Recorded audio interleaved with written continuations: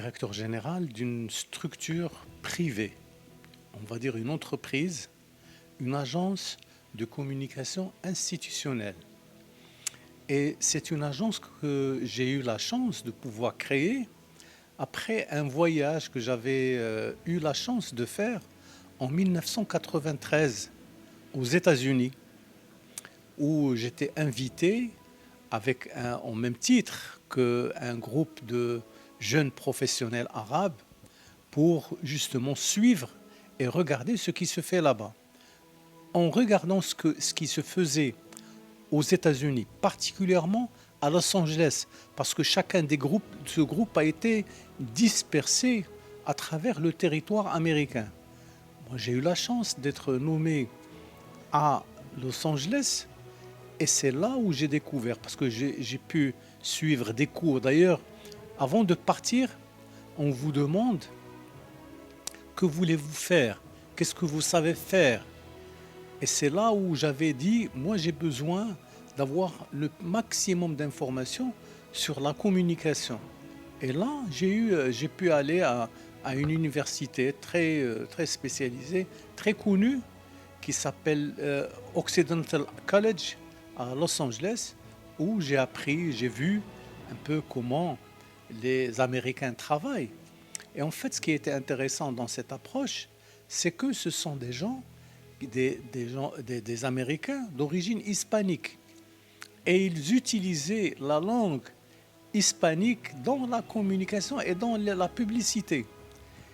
Et tout cela a été un bagage que j'ai emmagasiné en 1993-94, parce que c'était à cheval sur 2 années, et je l'ai amené et j'ai essayé d'utiliser tout ce bagage dans ce qu'on a appelé la communication institutionnelle, corporate communication. Donc je l'ai amené, j'ai essayé de l'utiliser et ça a marché. Alors pour ça, créer avant d'être directeur général de la société A2Z, le chiffre 2Z Communication, j'ai été journaliste. J'ai dirigé des journaux. J'ai été journaliste dans le groupe le matin, à la vie économique. J'ai été aussi à l'opinion. J'ai roulé ma bosse un peu partout. Et j'ai même travaillé pendant un moment pour un journal en langue arabe sur les questions économiques en langue arabe. Et j'ai publié pas mal d'articles dans ce sens-là.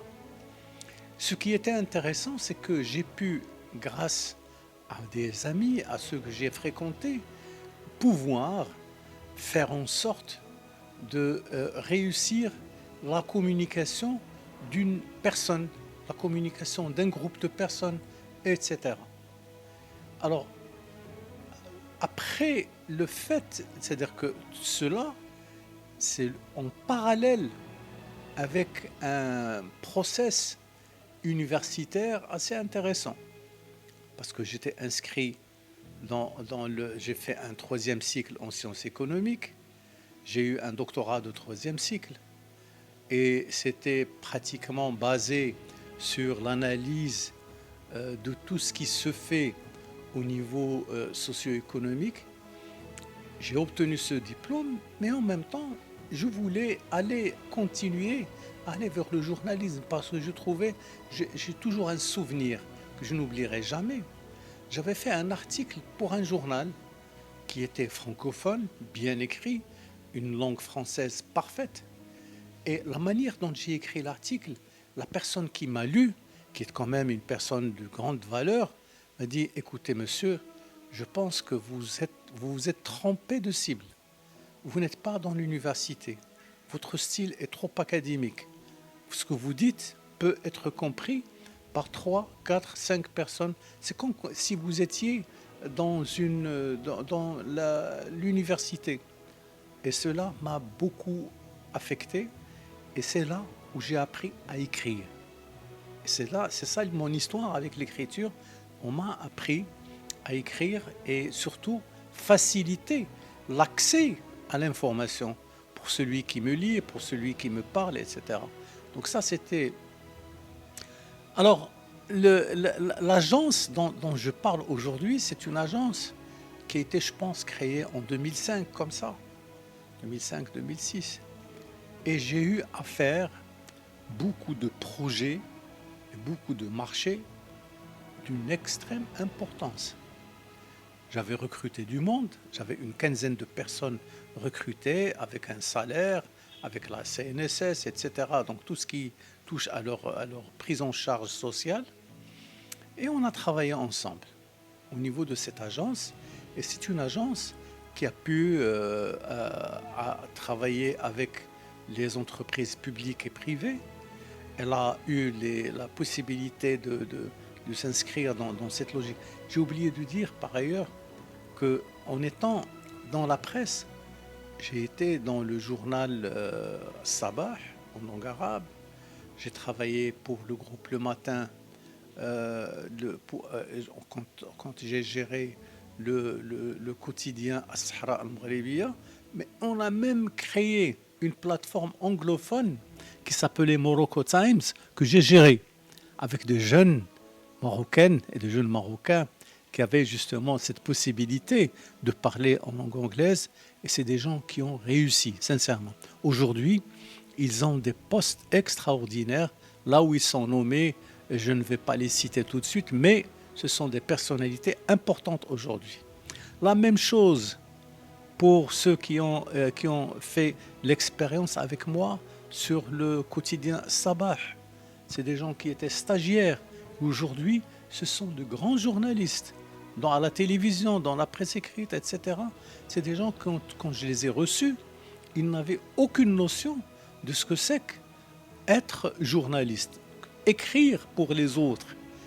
Et à chaque fois, je me suis donné cette obligation de leur dire, voilà les règles. C'est-à-dire que tout le processus d'apprentissage que j'avais suivi m'avait servi à le transmettre à toute cette population que j'ai eu la chance et le plaisir d'encadrer dans ces structures-là.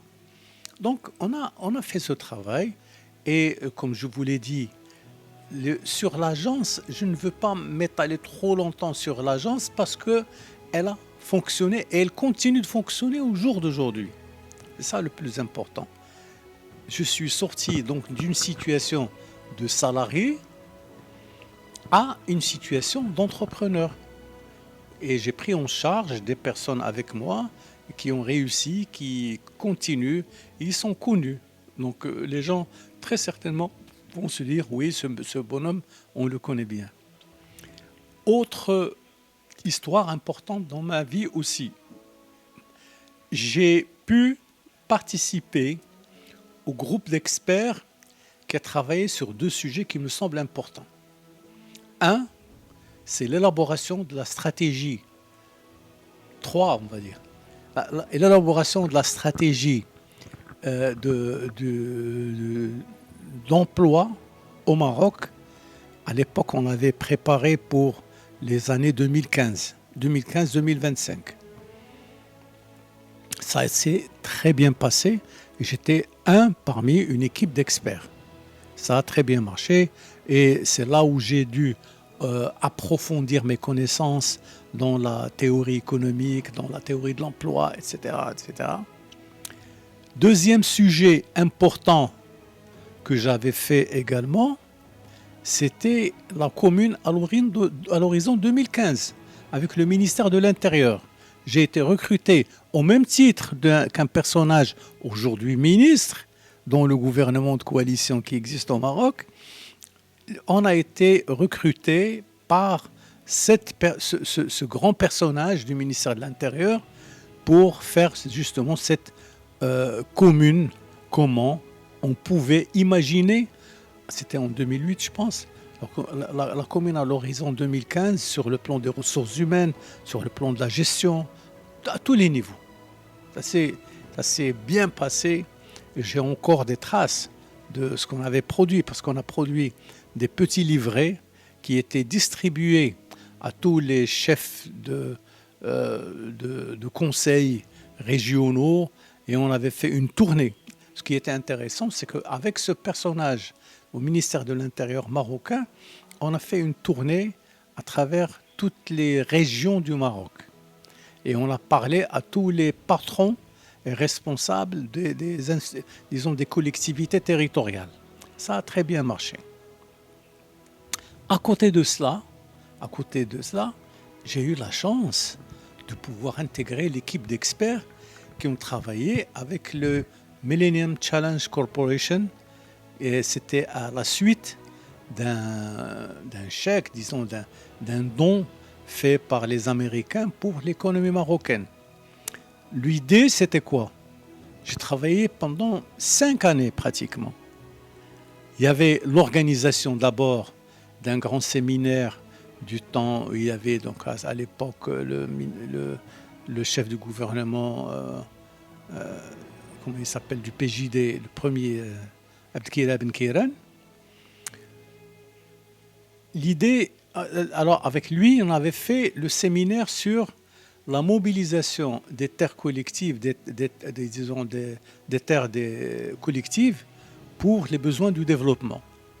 Alors ce travail a été décliné de manière plus intéressante avec les Américains eux-mêmes sur ce qu'on a appelé la melkisation des terres collectives situées dans le périmètre irrigué.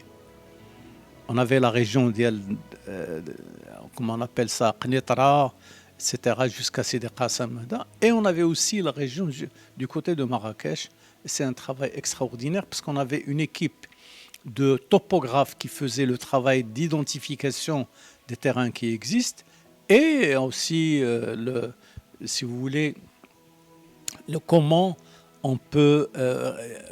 ça nous a pris beaucoup d'années parce que c'est un projet que nous n'avons terminé réellement que fin 2018. On a commencé en 2015. Fin 2018, on avait terminé. Il y avait une grande équipe recrutée par les Américains. On a travaillé ça. Ça a très bien marché.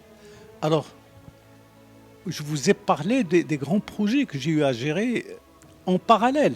Mais ça, ce n'était pas avec mon agence. C'était moi-même en tant qu'expert où j'ai eu à gérer ce processus de melkisation des terres collectives. Mais c'est juste pour vous dire que le monde rural au Maroc est un monde particulier. Et j'ai l'impression que nous ne le connaissons pas assez bien. C'est ça le problème.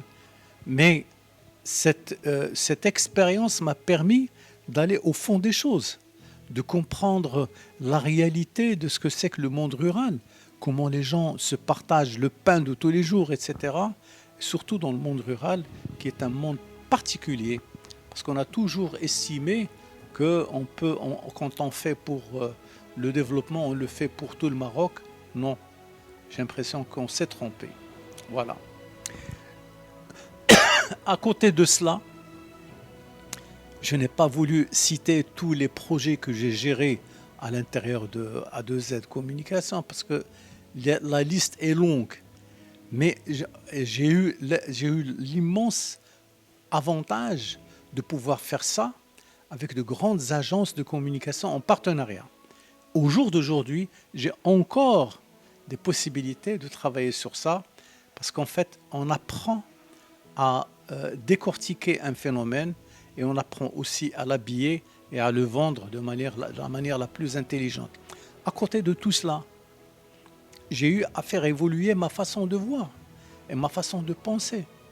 J'ai vu que, par exemple, la communication digitale devenait importante. Et j'ai eu le plaisir de pouvoir lancer un site web en langue arabe pour parler au maximum. Donc, on avait réussi à faire pas moins, je pense, de 50 000 visites uniques jour. À l'époque, c'était en langue arabe aussi, et ça a marché.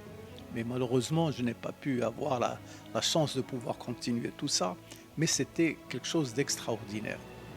Voilà. Enfin, j'ai essayé de résumer, mais c'est un peu le profil de la personne que vous avez en face de vous.